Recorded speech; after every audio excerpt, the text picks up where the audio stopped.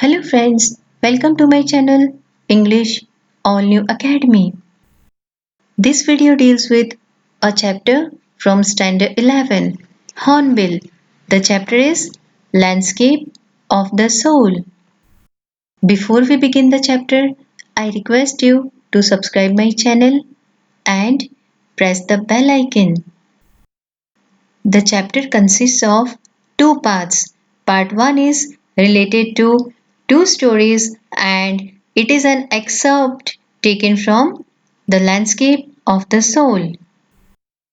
Second part of the story consists of an article from Hindustan Times written by Brinda Suri, and the article is Getting Insight Outsider Art.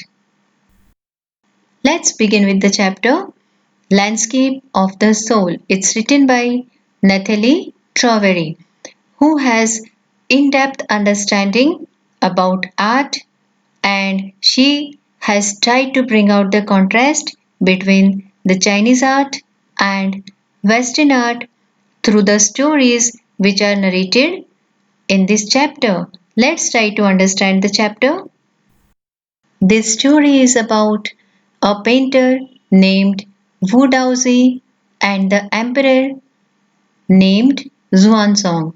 The painter was assigned the task of drawing a painting for the emperor because the emperor wanted to decorate his palace wall. A wonderful old tale is told about the painter Wu Daozi who lived in the 8th century. His last painting was a landscape commissioned by the Tang Emperor Xuanzong to decorate a palace wall. The master had hidden his work behind a screen, so only emperor would see it. Now here, the painter Wu Daozi was given the task by the emperor that he should draw a painting, and that painting would be used to decorate the wall of a palace. The master means the painter. He had hidden his work. The painting was hidden behind a screen so that nobody except the emperor would see it. The title also is very significant because from the title itself we come to know that it is something related to the landscape. It is landscape of the soul because the writer through this chapter, through the stories, she has tried to bring out the spiritual aspect that is related with the paintings. And here one thing more is noticeable, that is it was his last painting, that was a landscape. So why was it last painting? Let's try to understand as we proceed the story. For a long while the emperor admired the wonderful scene, discovering forests, high mountains, waterfalls, clouds floating in an immense sky, men on hilly paths, birds in flight. So the emperor was really very much impressed by the painting, and he saw that it was really the wonderful scene with the forest, the mountains, the waterfall, and the birds flying in the clouds. Also, the men, they were on the hilly paths, and he was very impressed and he admired the painting. The painter then said, "Look, sire," said the painter, "in this cave, at the foot of the mountain, dwells a spirit." The painter clapped his hands, and the entrance to the cave opened. "The inside is splendid, beyond anything words can convey. Please let me show your majesty the way." Now here, "Look, sire." Sire is a respectful word for the king. The painter said that now, please look here, there is a cave at the foot of the mountain. This was not noticed by the emperor. King ने ये cave नहीं देखा था, तो painter ने ये cave दिखाया. क्योंकि चाइनीस आर्ट में एक और चीज है कि पहले तो the person is allowed to see whatever he can see, then the painter tries to reveal what the painting is about. तो यहाँ पर भी ये दिखाना चाह रहे हैं और किंग से कहते हैं कि देखिए यहाँ पर एक केव है, और उन्होंने अपने हैंड्स को क्लैप किया, और वैसे जैसे ही क्लैप किया जो एंट्रेंस था केव का वो ओपन हो गया। तो ये स्टोरी अगर आपने मूवी देखी है खुल जा सिम सिम उसके जैसी ही कुछ है। तो यहाँ जैसे ही केव ओपन हुआ तो उन्होंने बताया कि इसके अंदर अगर आप जाएंगे तो इतना स्प्लेंडिड है, इतना ब्यूटीफुल है कि I cannot express in words, so let me show your majesty the way. So he started walking towards the cave and he entered into the cave. Then what happened, let's try to C.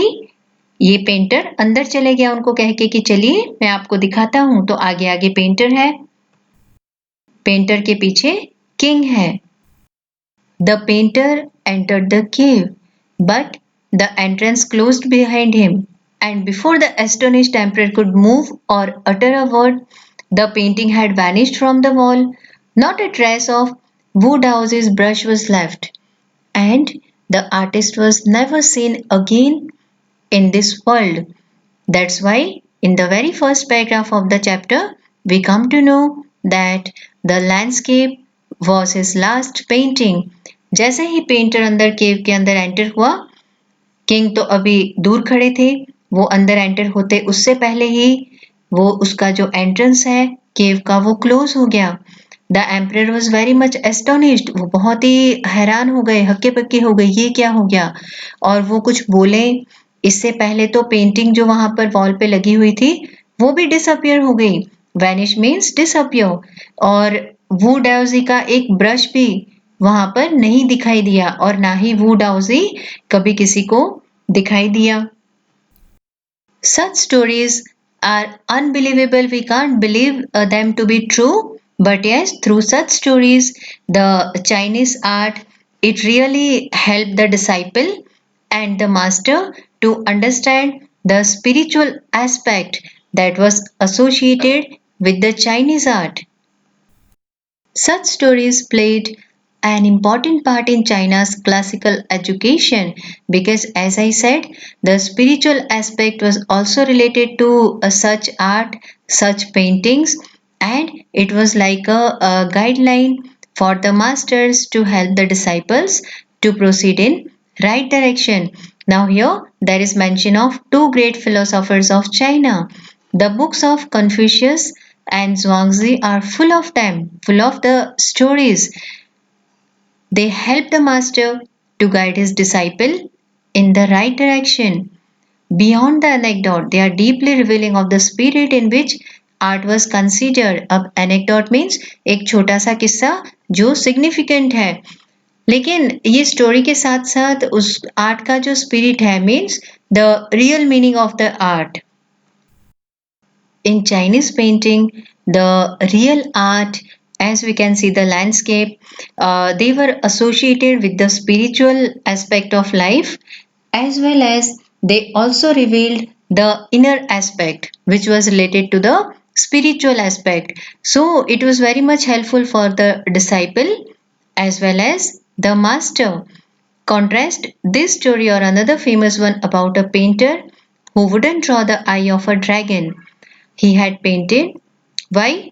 For the fear it would fly out of the painting, with an old story from my native Flanders that I find most representative of the Western painting.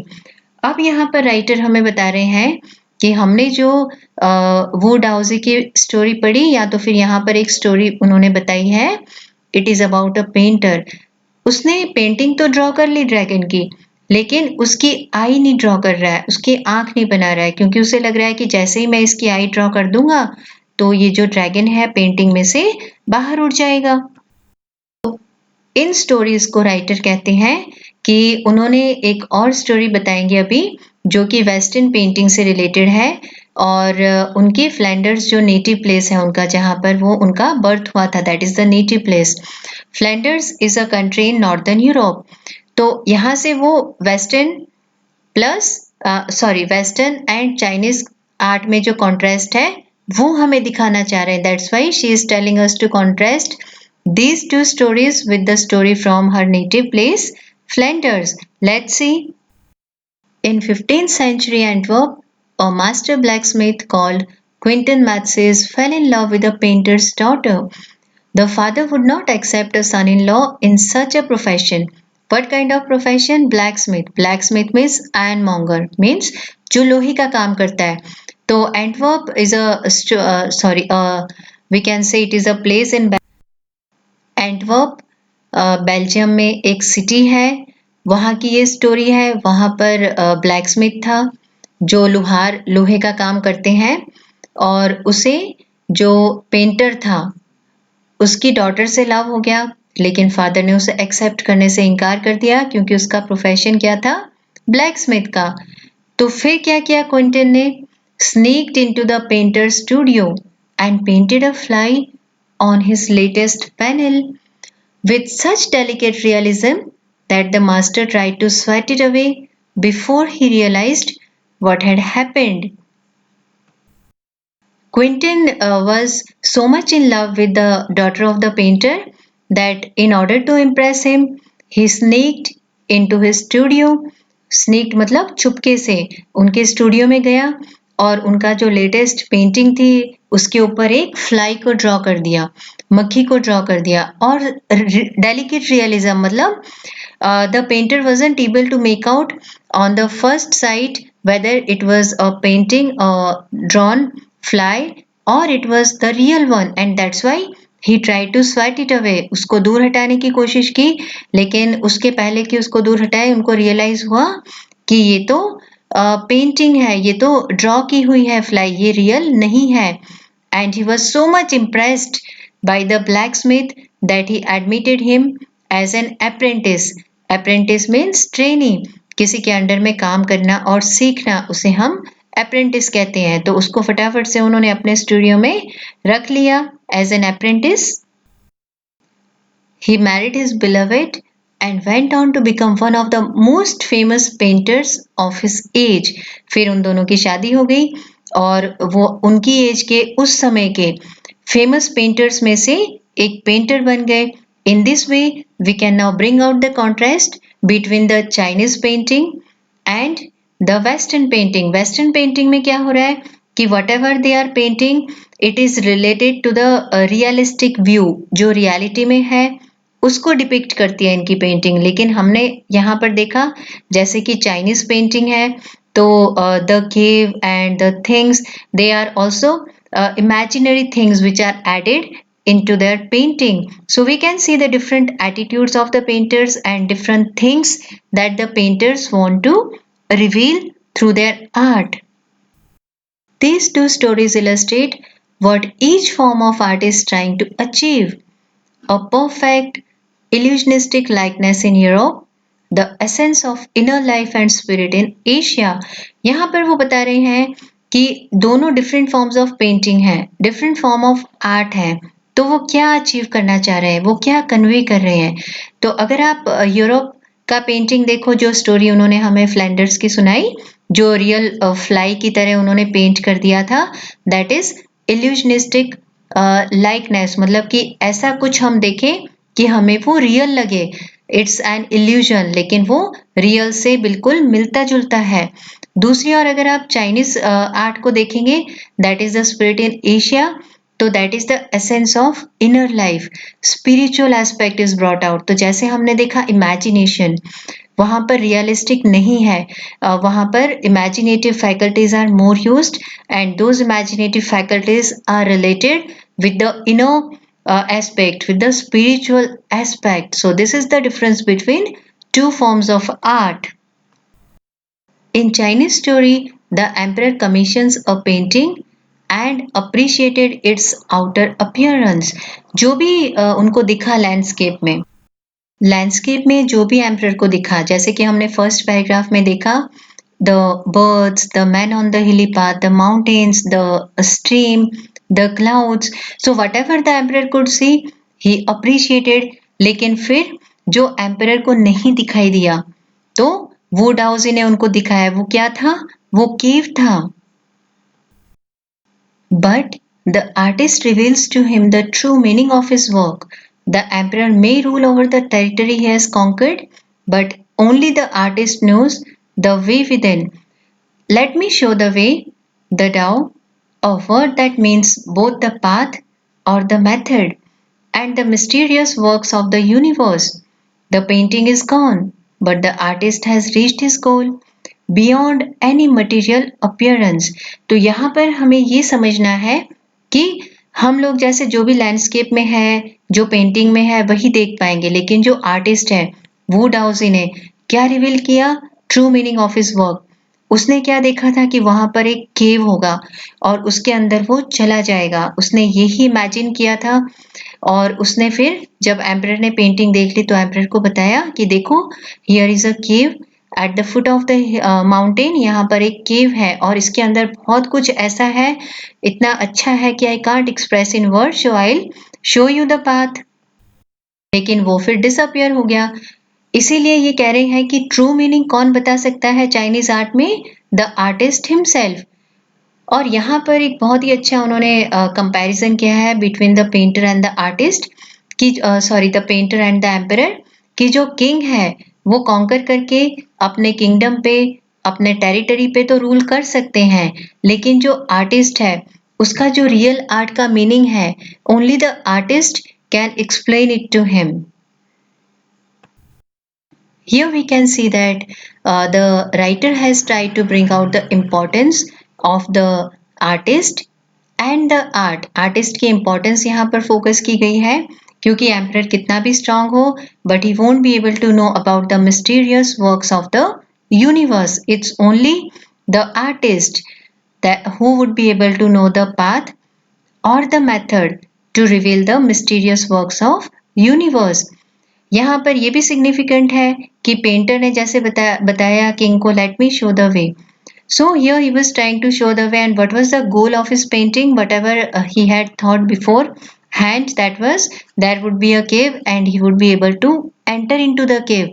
तो painting तो नहीं रही, but जो artist का गोल था, whatever he wanted to achieve, that he had achieved, and that was beyond any material appearance. और ये ऐसी चीज थी कि वो मटीरियलिस्टिक जो भी चीजें दिखती हैं उनसे बहुत ही अलग था। So here we can clearly understand about the art that is important for the Chinese artist.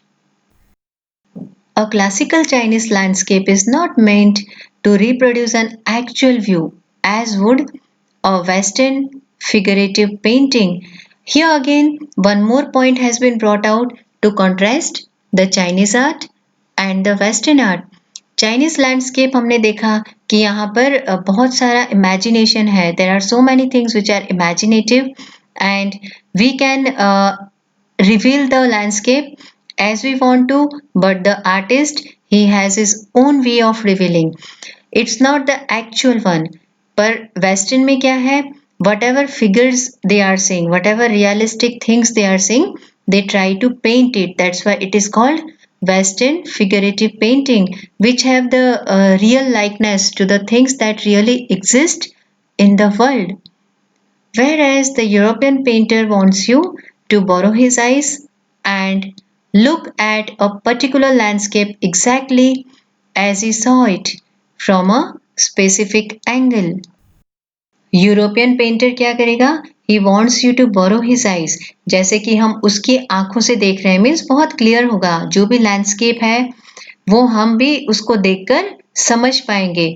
हमें ऐसी जरूरत नहीं है कि the painter would be there and we need him to explain about the painting. The Chinese painter does not choose a single point of view. ये difference है कि Chinese painter जो है उनका एक सिंगल व्यू पॉइंट नहीं होगा, there are more than one view points. His landscape is not a real one.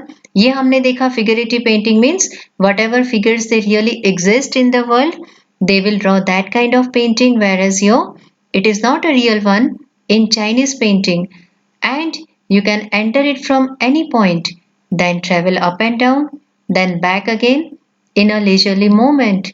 Means we don't have to focus upon any one specific thing or angle, because in his landscape, which is not a real one, कहीं से भी हम उसको interpret कर सकते हैं। There are so many we can see here the gaps which we human beings can fill, means we can also reveal the meaning.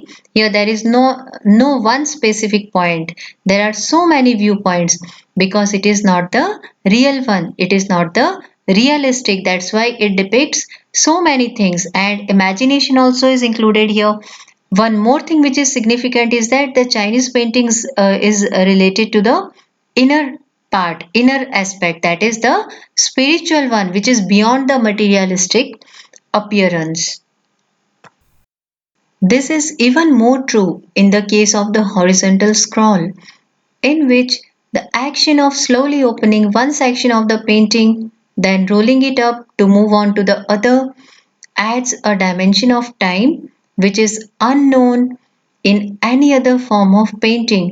अब दूसरी important बात क्या है चाइनीज पेंटिंग में, तो हॉरिजॉन्टल स्क्रॉल, जैसे हम पेज को टर्न करते हैं, ये पेज को टर्न नहीं करना है लेकिन जो फोल्डेड पेज को फोल्ड कर लिया और उस पर बहुत सारी पेंटिंग होगी अलग अलग चीज़ों की, तो जैसे जैसे आप उस स्क्रॉल को, जो फोल्डेड वाला पेज है, उसको जैसे जैसे आप ओपन करोगे तो अलग अलग पेंटिंग्स आपको दिखाई देंगी और आप अपनी तरह से उसको फिर इंटरप्रेट करेंगे. It also requires the active participation of the viewer. अब देखो जैसे जैसे वो जो फोल्डेड पेपर है वो अनरोल हो रहा है, तो हमें भी बहुत एक्टिवली उसको ऑब्जर्व करना है, which are the things that are depicted on different parts of paper. And it is the viewer who decides at what pace he will travel through the painting. A participation which is physical as well as mental. Mental इसीलिए क्योंकि हमें साथ physical तो हमें alert रहना है, जैसे जैसे वो रोल अनफोल्ड होगा पेपर वैसे वैसे पेंटिंग्स आती जाएंगी, और जैसे जैसे पेंटिंग्स आ रही हैं our mind also should be very active because we are viewing and interpreting. The Chinese painter does not want you to borrow his eyes. He wants you to enter his mind. अब देखो borrow his eyes मतलब जो reality है वैसे ही उसे देखना, तो वो रियलिस्टिक नहीं है चाइनीज पेंटर का, इसीलिए वो कह रहे हैं सिर्फ उसकी आंखें ही बोरो करके उसकी तरह जो सोच रहा है वही हम देखें, ऐसे नहीं है, लेकिन उसके मन में क्या है, what were the things that he really wanted to depict through the painting, that is important for the Chinese painter. The landscape is an inner one, a spiritual and conceptual space. इसीलिए वो उसको inner part से, inner aspect और spiritual aspect से हमें देखना होगा.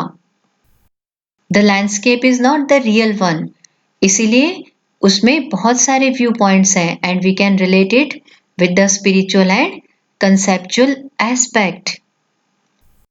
This concept is expressed as shan shui, which literally means mountain water, which used together represent the word landscape because here the colors also are used as well as it's a kind of painting that is landscape. So here shan shui means mountain water.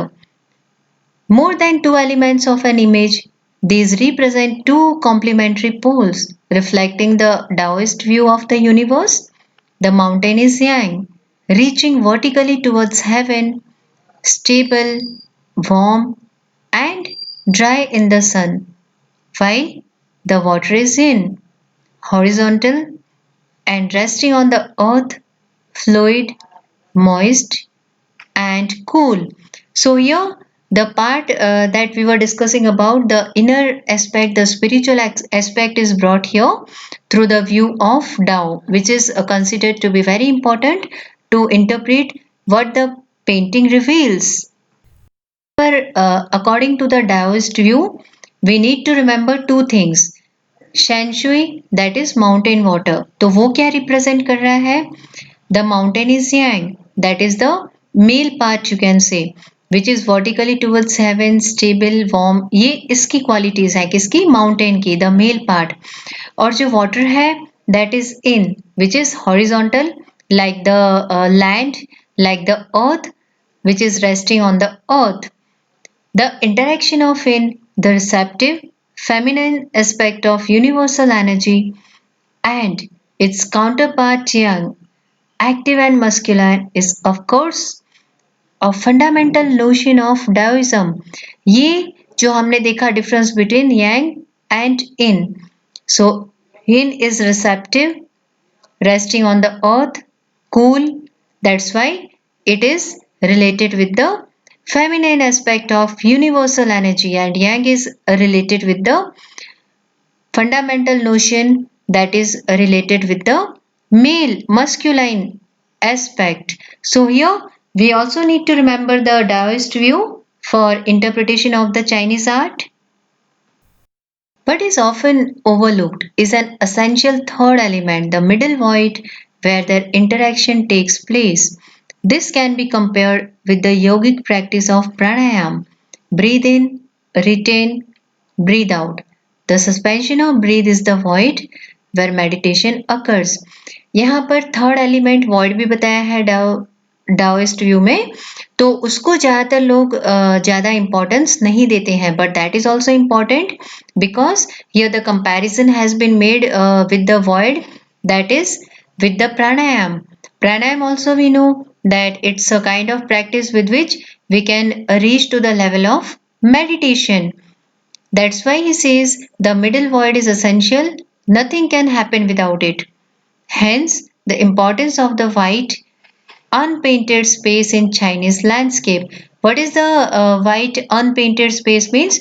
The space is left so that we can interpret by our own selves.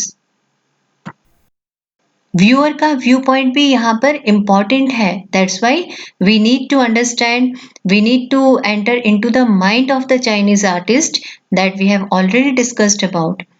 This is also where a man finds a fundamental role. In that space between heaven and earth, he becomes conduit of communication between both poles of the universe.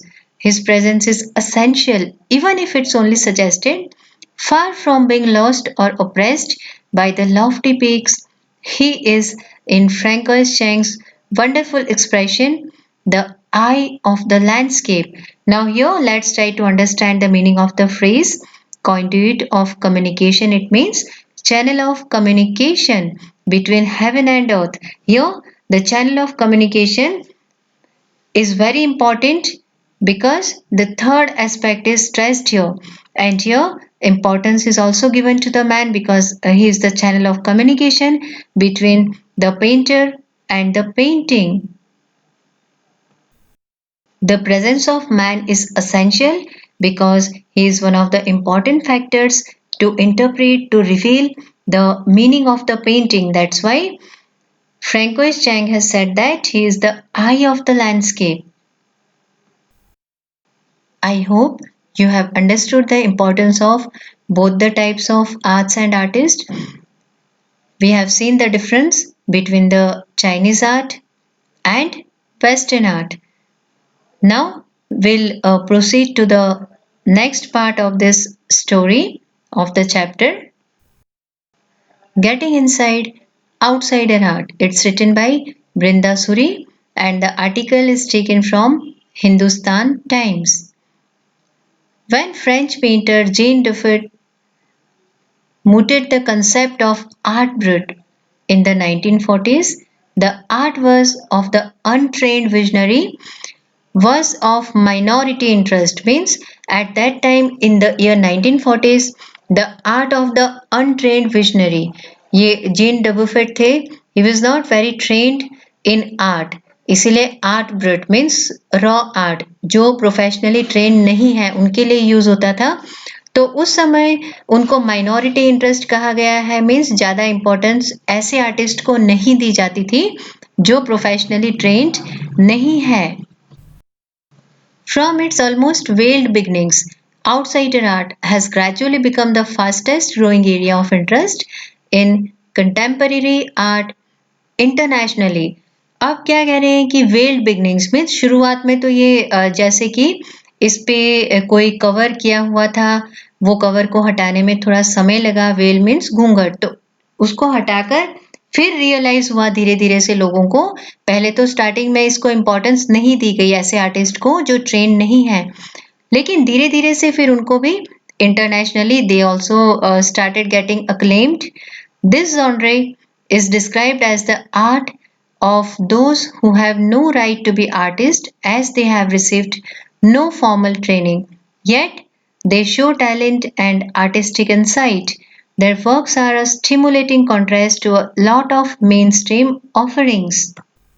Here genre means kind, type. तो कह रहे हैं इस type के art को पहले importance नहीं दी जाती थी क्योंकि उन्होंने कोई फॉर्मल ट्रेनिंग, कोई प्रोफेशनल ट्रेनिंग नहीं ली थी, लेकिन उनमें टैलेंट है, आर्टिस्टिक इंसाइट है, आर्ट के बारे में उनमें समझ है, इसीलिए धीरे धीरे से फिर उनको इम्पोर्टेंस मिलने लगी. Around the time Dubuffet was propounding his concept in India, an untortured genius was creating paradise. Years ago, the little patch of jungle that he began clearing to make himself a garden sculpted with stone and recycled material is known to the world today as the Rock Garden at Chandigarh.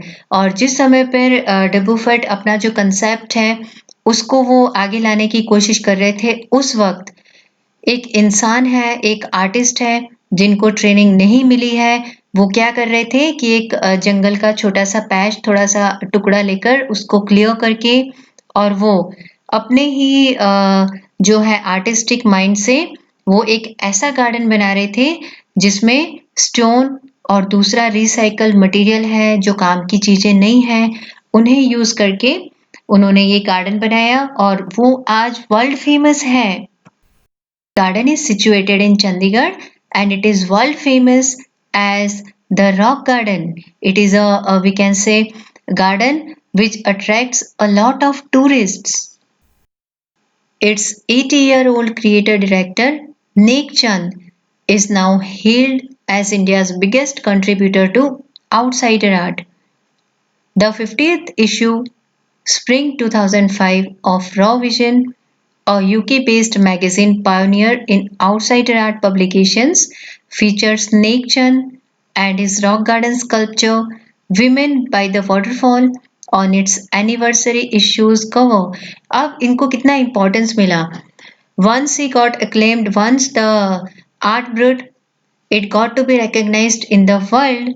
Nek Chand, who was the, we can say, creator director of the Rock Garden, he also is hailed and he also was, we can say, honored because his sculpture Women by the Waterfall, it got a place as the issue, as the cover of the magazine Raw Vision, which is a UK based magazine, and it is really, we can say, praiseworthy, really appreciable for India as well as Nek Chand to get applauded internationally. इनको इतना fame मिला, ये इतने famous हो गए कि इस तरह से इनको ये ऑनर भी मिला कि ये जो मैगजीन है उसके कवर पेज पर इनका जो स्कल्पचर है गार्डन में विमेन बाय द वाटरफॉल उसे स्थान मिला. So we can see the importance that though the artist is not trained, he is not professional, but still if the person possesses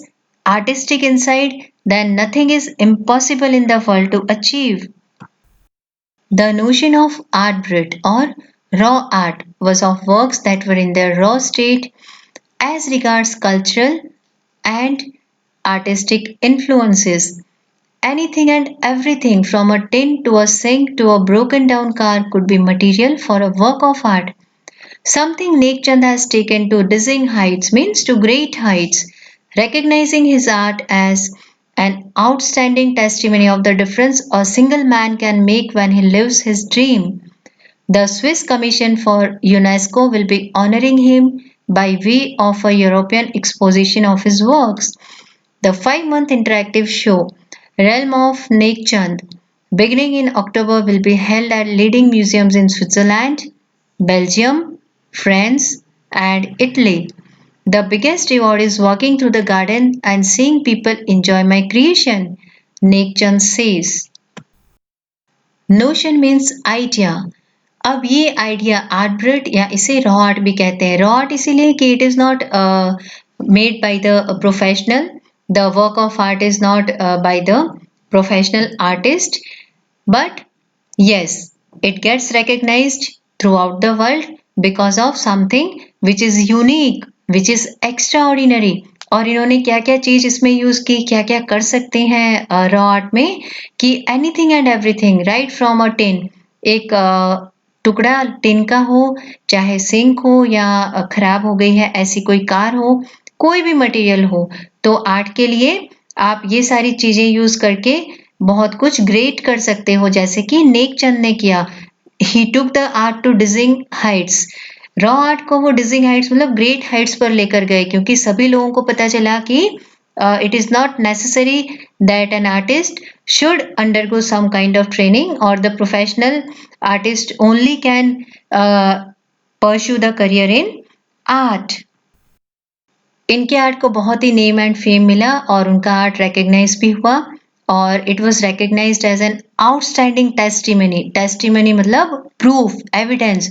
ये इनका जो रॉक गार्डन है वो इस चीज का एविडेंस है कि एक अकेला इंसान, उसने अपने ड्रीम को जी लिया। He dreamed of making such a thing like a rock garden, and he lived it because he made the efforts, and he achieved what he wanted to. और स्विस कमीशन ऑफ यूनेस्को ने इनको honour करने के लिए भी सोचा, और किस तरह से ऑनर किया, तो 5 मंथ इंटरैक्टिव शो रखा रेलम ऑफ नेकचंद, और वो अलग अलग म्यूजियम्स में जैसे कि स्विट्जरलैंड, बेल्जियम, फ्रांस, इन सारी प्लेसेस में वो शो रखा गया। लेकिन नेकचंद क्या कहते हैं? Nek Chand, for him his dream came true, and that was the most important thing, and along with that he also feels that all the people who come to the garden and who feel so happy seeing all the creations is so great for him. वो सबसे बड़ी बात है उनके लिए, वो सबसे बड़ा रिवॉर्ड है, द बिगेस्ट रिवॉर्ड। क्या है? तो लोग वहां पर आए और उनकी क्रिएशन को देखकर खुश होते हैं। तो this is how we saw different kinds of art. हमने अलग अलग तरह के आर्ट देखे और बहुत ही अच्छी इंटरेस्टिंग स्टोरीज भी हमने देखी। I hope you have understood the chapter. If you like the video, I request you to subscribe my channel and also like it. Thank you for watching the video.